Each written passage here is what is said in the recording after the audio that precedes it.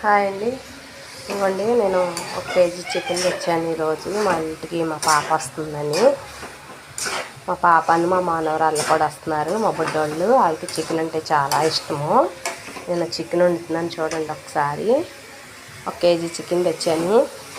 ఇది chicken fry లాగా, అంటే మనకి గ్రేవీ కొంచెం గుజ్జుగా ఉండేలాగా.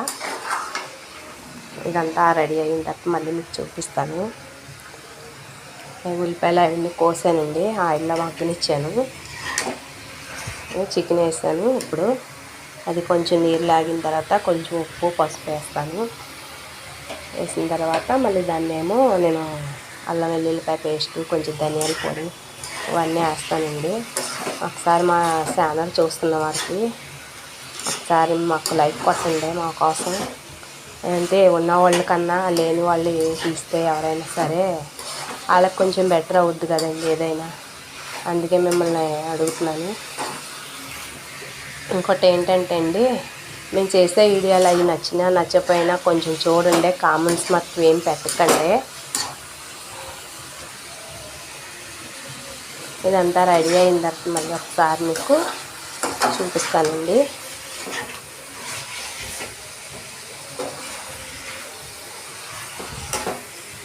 ఓకేనండి.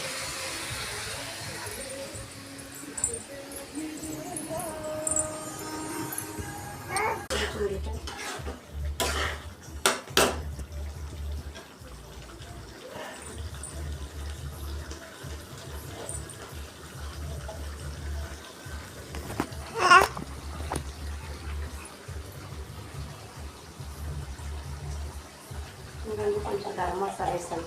ఇందాక చెప్పాను కదా, చికెన్ కూర కొంచెం గ్రేవీగా రావాలంటే ఉల్లిపాయలు అయ్యి మంచిగా యాడ్ వచ్చిన తర్వాత మనం మసాలా శుభ్రం వేసుకుని పక్కన పెట్టుకున్న తర్వాత ఇలాగ ఉల్లిపాయలు మగ్గిన తర్వాత ఉల్లిపాయలు అవి బాగా వేగిన తర్వాత మాంసం కూడా కొంచెం వేసి ఒక 5 నిమిషాలు మళ్ళీ దాన్ని మగ్గనిచ్చిన తర్వాత మనకి ఏం లేదండి, ఉప్పు కారం పసుపు ఇప్పుడు ఇలాగ వేసి కొంచెం అల్లం వెల్లుల్లిపాయ పేస్ట్ వేసాను, ధనియాలు కూడా వేసాను చెప్పాను కదా.